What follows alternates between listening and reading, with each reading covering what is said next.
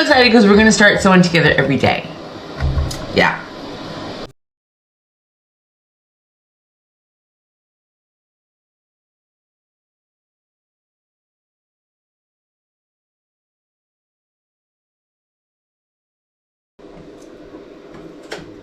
Hi everybody. It's Angela from 1/4 Inch Seam, and you're in my sewing room, and it is a lovely, lovely day here today. It's warm, 80 maybe, but this beautiful breeze, and oh, it's so lovely. Except for the fact the pollen is still flying, and so you're gonna have to excuse me today because my nose has been running and my eyes have been itchy all day. Worse than yesterday. Yesterday I was okay, but today, oh my goodness. Okay, so what are we doing today? Ready? Are you ready? I washed it twice. I dried it like 2.5, maybe 3 times because there's just a lot of fuzz. And then I had to take it outside to shake it because there's just, there's thread and fuzz everywhere. But the good news is that the birds in my area are going to have the loveliest nests because there's flannel and thread all over the yard. However, she's done. She's all done. Yesterday, while Steve and I were watching the Masters, which was probably one of the better golf matches that we've seen in a long time. I mean, it was quite the nail biter. I think everybody at some point yesterday was at the top of the leaderboard, so it was fantastic. Congratulations to Rory McIlroy, but Rory McIlroy, he wasn't necessarily my first choice, but he won it. He won it, man. It was a hard battle yesterday. It was quite the match. Okay, anyway. So while we were sitting outside watching the golf, I thought I may as well just rag this thing. And so I just sat with my scissors and kind of took my time, and my thumb is a little sore today, but not as bad as it could be because my Walmart didn't have the spring-loaded shears, spring-loaded clippers, you know? And so I just said forget it, and I just did it by hand. And here she is. Here she is, the butterfly rag. The butterfly rag quilt. I'm so excited. It came out so, it really did, you can't see the whole thing. Steve took some pictures and we'll put them on all the various places to put pictures. Instagram and Facebook. But it came out, I'm super glad that I was a little bit worried when I was going through it yesterday. I thought, oh, I hope that, see what I mean?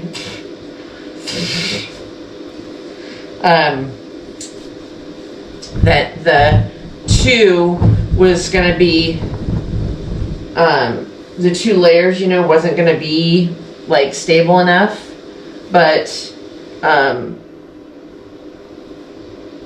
it really is. In fact, the one square where I did the 3 layers is in here because I was just curious how it was going to compare, and I wanted to be able to compare it in, you know, side by side. And while it is more you know, comfy, and you can tell that it would be more warm, I like the feel of the 2 layers. I think it came out really, really well. I have quite a bit of trimming to do, although I don't even know if it's worth trimming. Maybe just some of these longer pieces tonight. And then I would like your advice. Should I, still got quite a bit of fuzz. Not gonna lie, quite a bit of fuzz. Like on the back and stuff, you know, from the ragging. So my question is, do you kind of wash it? I don't want, the one thing I'm noticing is that, you know, if you wash it and dry it too much, you're gonna start to get a little bit of pilling on the back.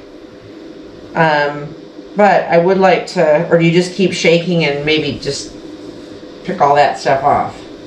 Anyway, I'm super excited for it, and it came out, I think, a good size for one person. You know, it's not a two-person quilt, but I'm super pleased with it. I think it came out really, really pretty.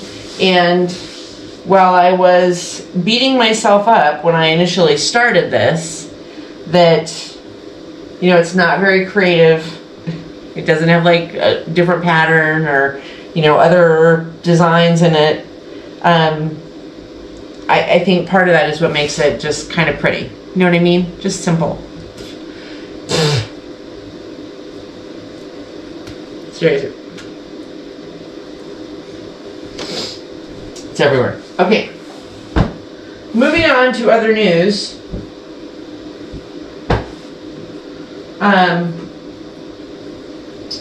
Yeah, I think I'll just go through and maybe tidy it up a little bit before I put it on the bed. Okay. So, oh gosh. And too much of this pollen just makes you feel, doesn't make you feel good, you know? Makes you feel like you're getting a head cold. Moving on to the Project Linus blanket thing that I was kind of improvising, we'll say, in terms of, you know, the pattern and how we were kind of getting there. So on that, I got, my brain just kind of, it just couldn't picture the whole thing anymore. So what I did was, I decided to kind of improvise, and we're just going to make it kind of a scrappy quilt. And I was thinking maybe, I have quite a bit of that purple flannel. I could do the back in flannel. I could do the back in whatever. But here's what I did, is I took my strips, right, that I had done into sets, my, you know, like a jelly roll, right? I had taken my strips and run those out. And then I cut the squares to,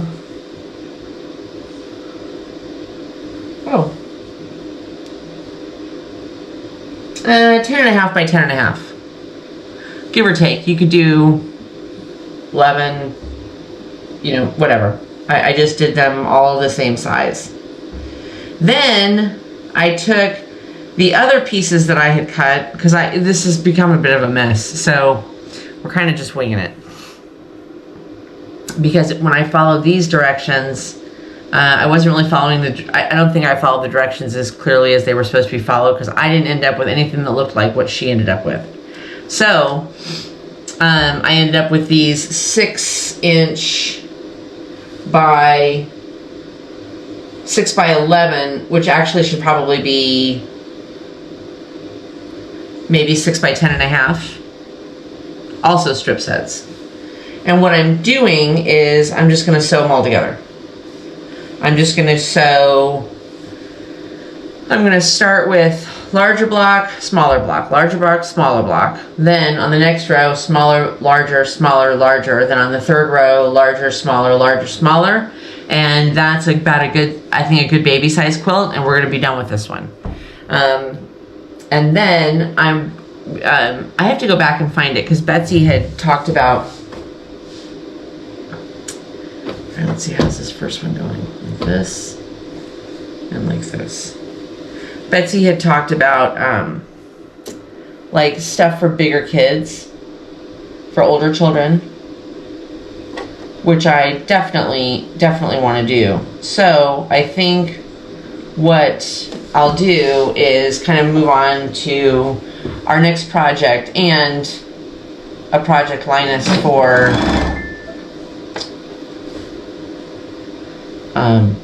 like an older child, something a little bit bigger, maybe like a twin size. Ow. Maybe like a twin size.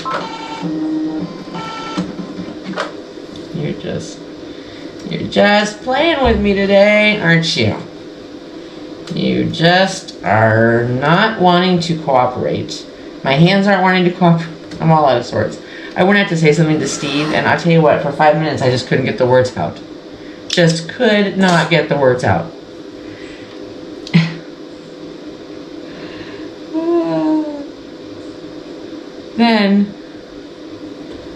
So that's what I'm saying right now.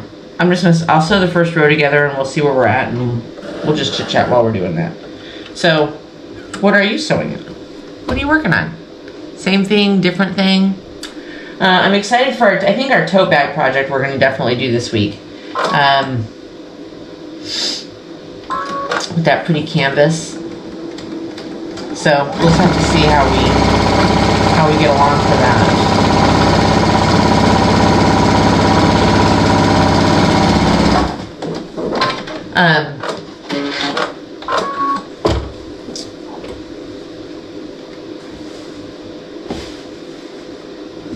Yeah, 10 and a half by 10 and a half, and then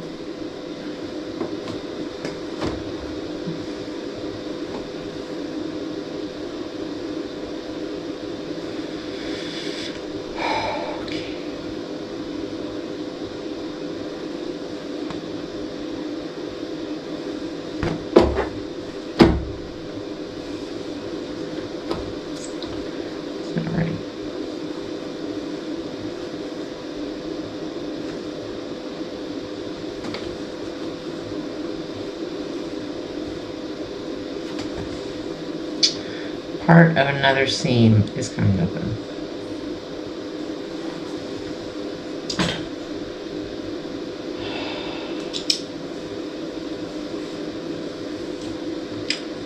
Some days you're the baseball. Some days you're the bat. Okay.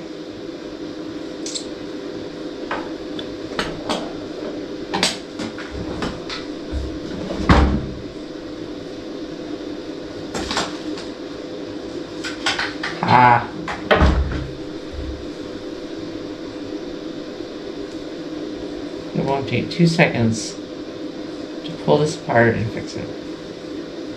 Which leads me to the 2 things I wanted to talk about today. First thing, if you're ready for a good laugh, I'll give you a good laugh.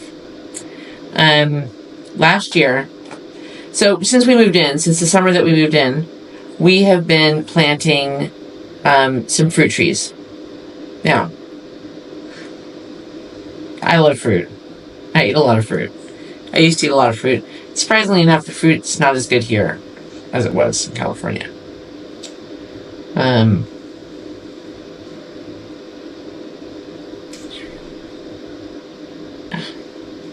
But we've been planting fruit trees. Steve's been planting me fruit trees. Last year, the peach tree, which is the tree that we're going to discuss today, the peach tree really took off. And she was banking out peaches. It was fantastic. And they were sweet. It was great. They were small.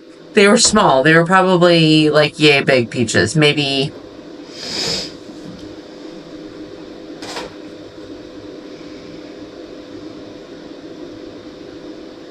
2 inches, maybe 1.5 inches. They were small. They were first year or second year peaches. So, every once in a while, our granddaughters would come over, and they love to go in the backyard and eat the tangerines off the tree and eat the peaches off the tree. And then, and they would just, the youngest granddaughter is adorable because she thinks it's such a riot when she has, she'll eat the tangerines, and they have seeds, and she thinks she's so cool because she can, in Minnie and Papa's yard, she can just spit the seeds or, throw the pits for the peaches. Anyway, whatever. Anyway. So, trying not to lose my train of thought here. So, by about, I want to say June, maybe, the peach tree had really come into bloom. And there was quite a few peaches on this tree.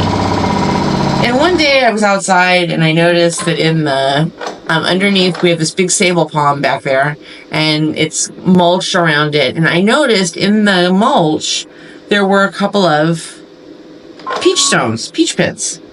And I thought, I didn't really think a whole lot of it because I just figured, it was, oh my gosh. My seams just do not seem to want to hold today. I think I'm just getting too anxious and I'm pulling it off too early. Okay.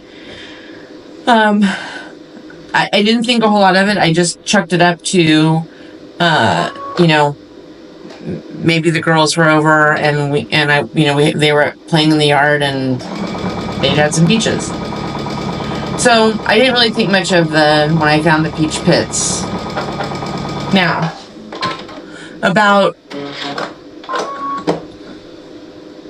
a week after I started seeing the occasional peach pit underneath this palm tree, Steve and I were out there one day and he said, gosh, you must really be enjoying these peaches because there's only like 10 left on this whole tree. And I said, what are you talking about? I thought maybe you were giving them to the girls or maybe you were trying them because I've only had like 3 peaches. So we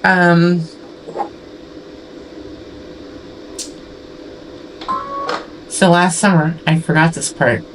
Steve will remember when he's doing this editing. He put a little camera out there. Yeah. It wasn't me eating the peaches. It wasn't our granddaughters eating the peaches. It was the squirrels. And so what happens is, at night, the squirrels would go into the backyard and they would scurry up the peach tree and they would pick the peaches and they would go and park their fat little fannies underneath my palm tree and they would eat peaches until they were drunk on peach. Then they would leave their stones all over the place, their peach pits all over the place. And then they hide all day long and laugh at us because they're eating all my peaches. So when we got down to about 6 or 8 peaches left on the tree, Steve was like, okay, that's it. We got to stop this right now. So he started Googling how to stop the squirrels from eating your peaches. And let me tell you, sometimes when you have a problem, the last thing that you should do is ask the internet. Just saying. Because we got all kind of... Some people thought we should put like Crisco on the base of the tree.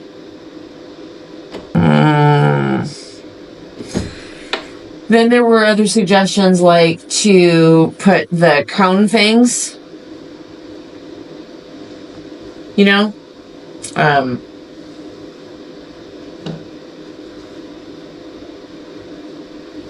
Those, if you are at the hardware store or whatever, they make these cones that you can actually put on your bottom of your bird feeders, you know, on the pole that is like a little dome. And supposedly the squirrels can't, if they try and land on the little dome, they obviously slide off. And if they're coming up from the pole, they can't really get around it. They can't really snake around it. Okay, so we were going to try those, but we couldn't find them anywhere. And with the size of our peach tree, like those are good for bird feeders. If the bird feeder is kind of out a little ways away from other stuff where the squirrels can leap onto it. Our squirrels are flying squirrels, just about. I mean, they leap from the bushes onto the bird feeders.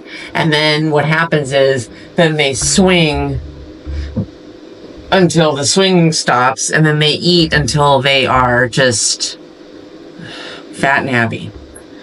Well, the peach limbs come way out, so that wasn't going to work. So then Steve saw on the internet, somebody said if you hang a CD, from the tree, a couple of CDs, the shimmer will scare off the squirrels. The squirrels are still laughing at that one. And the only thing we ended up with from that was CDs hanging in our trees until fall. It didn't work. So at this point we were down to like 3 peaches and the squirrels had one big blowout party and that was it. Finish off my peaches from last season. So we were bound and determined that this year they were not going to get the best of us. And so Steve started researching early and started doing his homework and reading reviews. He loves to research that kind of stuff, and he really reads reviews. I read 2 reviews and I buy something, or I don't. That's about the extent of my depth. So he discovered that something that is almost fail-safe and that really, really does work, the reviews were like fantastic, is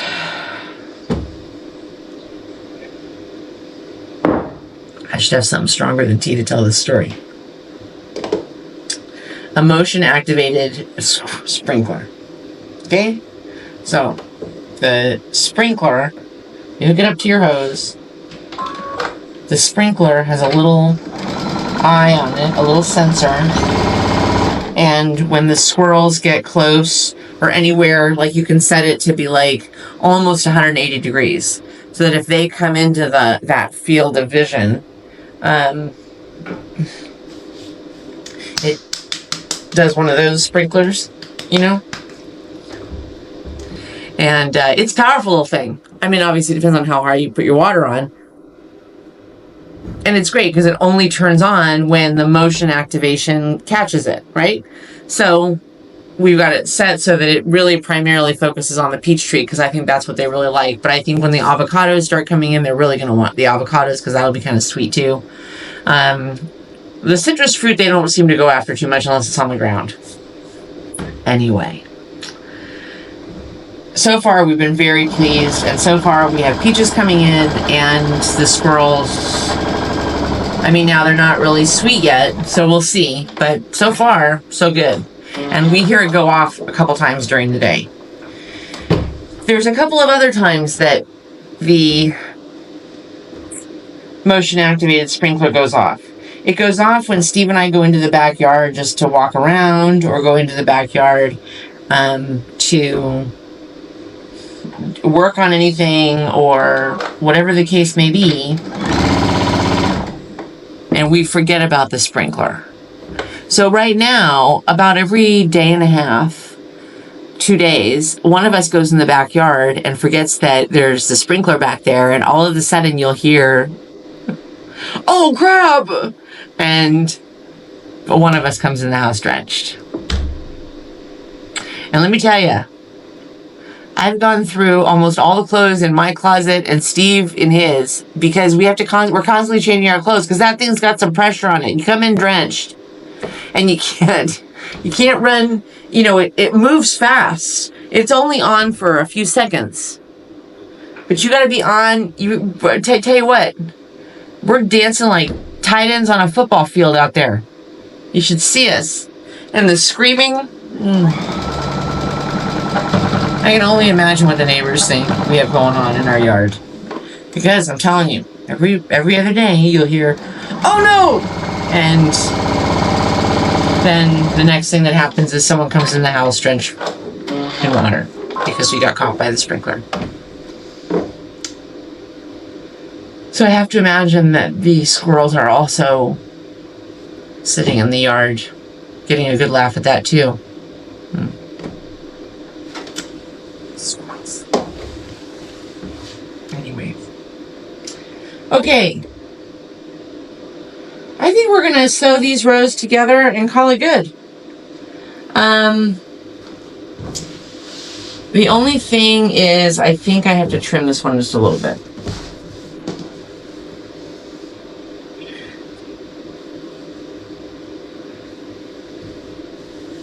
Here's what I learned with this little micro project.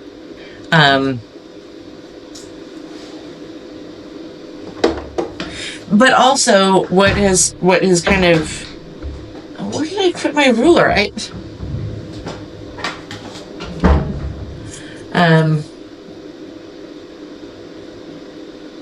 Here's what I've learned.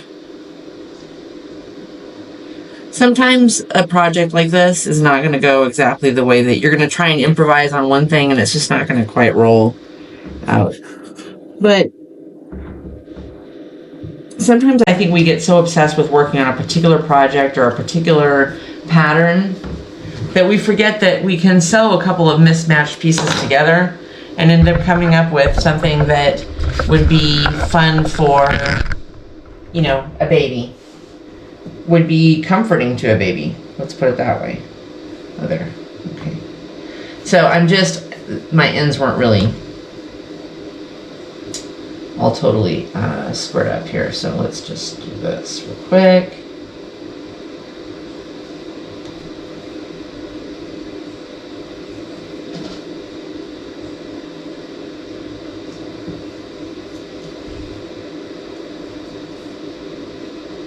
So, what are you working on today? What are you sewing? Are you sewing anything, or are you just listening to my quirky stories about squirrels?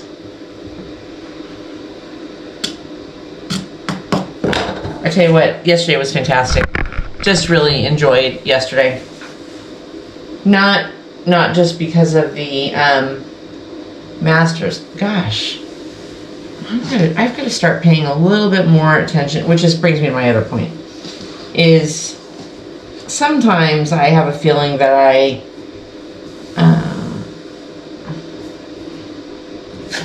sometimes I think you could become too comfortable in the that's good enough department, which is interesting based on what I just said about this quilt, you know, and kind of throwing something together and having it be cute and having yourself be invested in it for somebody else without, you know, getting overly frustrated or you know, having it take you a year to finish.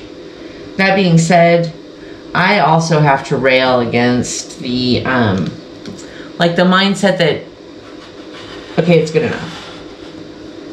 Some things you should not accept good enough is good enough. You know what I mean?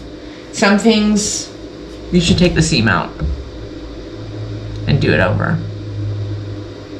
And sometimes I think, whether it's in life or it's in sewing or it's in something that you're dealing with emotionally with your kids or your family or whatever it might be, sometimes you have to stop, just be determined that good enough is not going to be good enough, and take this, rip out the seam and resew it. And sometimes that's hard because, you know, but sometimes finishing is not the only task. Sometimes finishing, you know, just getting finished with something is not the only, you know, rule of the game. I wonder if I could, seems like every time I move it, let's see if I can square it up kind of this way. I'm just trying to get some of the quirky edges, you know, where you've got stuff that like kind of sticks out or whatever. I just want my lines to be a little bit straighter. So I think this will be fun. I've got to go through my fabric and see what I have that I can back this with. I thought the purple flannel might be, but there's not really purple in this thing. Like it really is pink and kind of teal-y colors.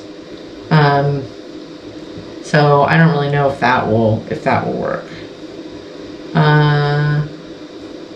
There we go.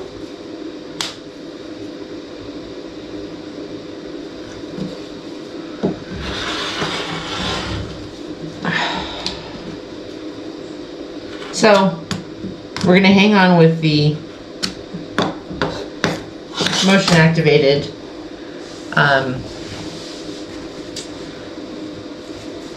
sprinkler. We're going to ride with that one for a bit and see how everything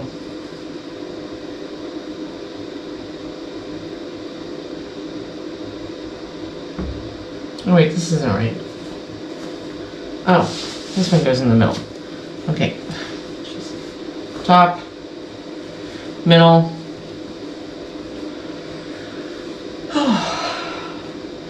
I'm very happy to have the rag quilt done. Very happy to have it done. But I'll tell you what it has done is it really has inspired me to do more rag quilts, just because I'm gonna do some with cotton. I can't remember. I don't think I've ever done one with cotton.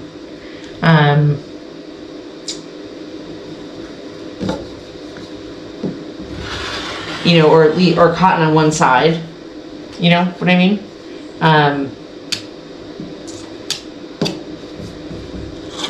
But I am kind of excited to try that. And see. I like the rye quilts. I think it's fun. This week, as I mentioned earlier, we're gonna do a tote bag with that canvas fabric, and then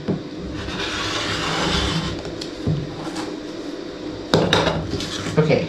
So this was the top, and this is the middle. I'm gonna sew these first 2 rows together, and then I have to go back to work. I know. I have to go back to work. Okay, here we go. I have 3 rows. It's gonna be a small, it's gonna be a little baby's quilt. You know, it'd be something that,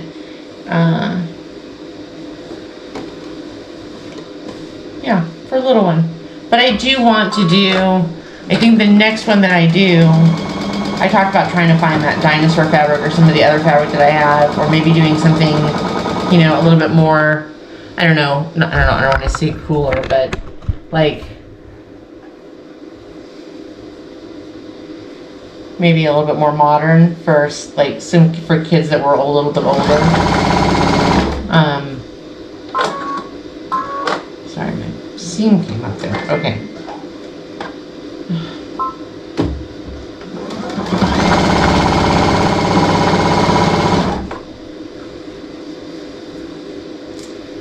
Wants a new bobbin, and I'm going to be honest with you, it's not going to let me get through this, are you? You're just not going to let me.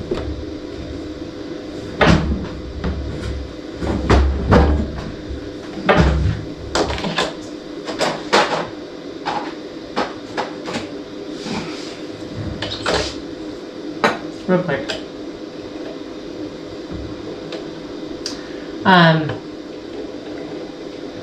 Don't forget to like, subscribe, and share. If you know somebody else who crafts or likes to quilt or sew or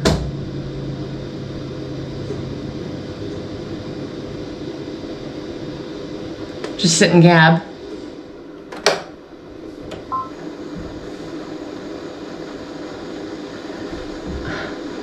Okay, sometimes this thing gets going and it's so loud, it's clacking all over the place, and sometimes it's just quiet like a church mouse.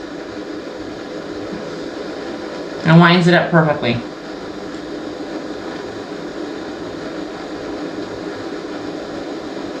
And I wanted to do maybe like a wall hanging this week. I was looking at some stuff for some wall hanging, some patterns, and I've got this really cool thing that I'm about to try this week. I have this really cool thing that I'm about to try this week that I'm very excited to share with you guys. Very, very excited. It's going to be really fun, and it will mean that it'll make us easier to do it'll make it easier for us to do projects together. Anyway, it's coming this week, and I think you're gonna like it. Okay. Ta-da, ta-da-da-da. And you go in there, and you go in there, and you go in there. Literally, maybe 14 inches left, but that's okay. Not a big deal. Not a big deal. Okay, here we go. Let me tell you something else. I'm turning my speed back down. I've noticed that obviously my seams, especially when you're doing some of this repetitive, you know, we've been doing this jelly roll thing this past week. But sometimes when I go too fast, first of all, I don't like that I get a little bit of curling going on. Second of all, my seams are not as straight. And I know that that's just more of a function of me having probably more control over the fabric or over the, you know, where I'm at, holding on to it. But I don't like it.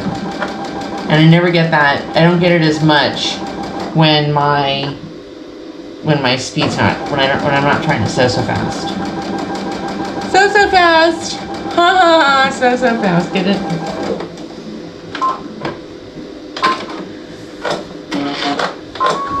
Okay. What in the world lately?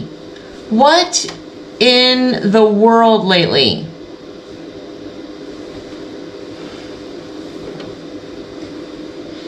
Oh my gosh.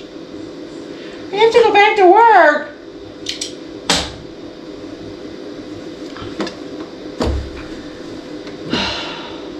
Okay. Third time's a charm.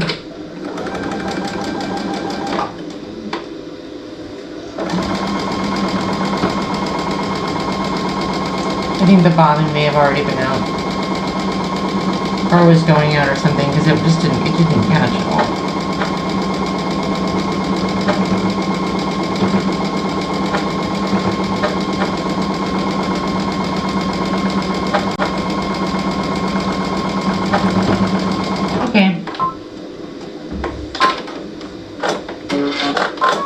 Okay, so there's 2 rows.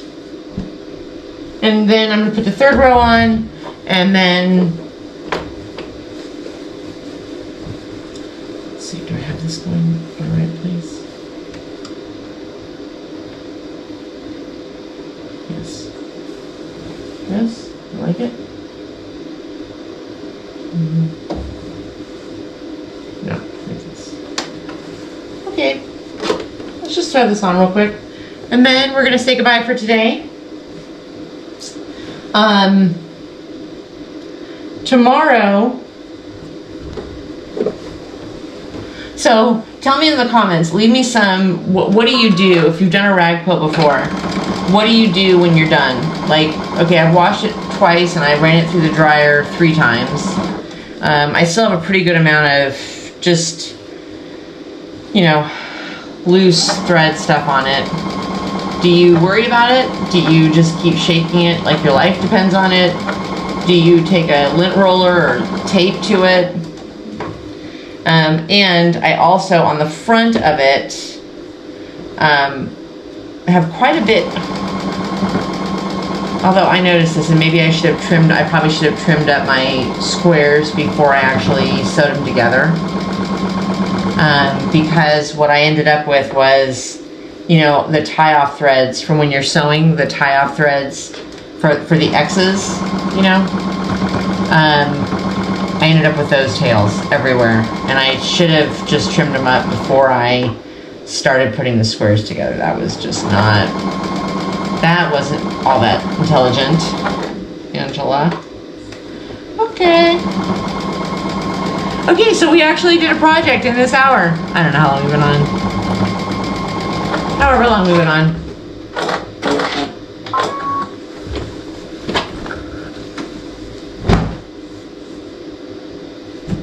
Wow, I think that came out kind of cute and a little bit creative.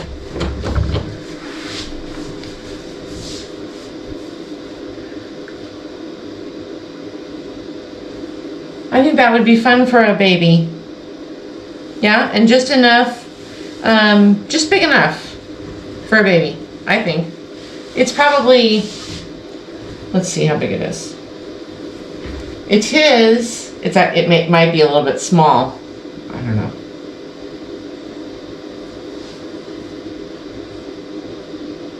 $32 by, should be about the same. About 32 by 32, give or take. It's almost a square. But I thought it came out cute with this. I love this little mermaid fabric.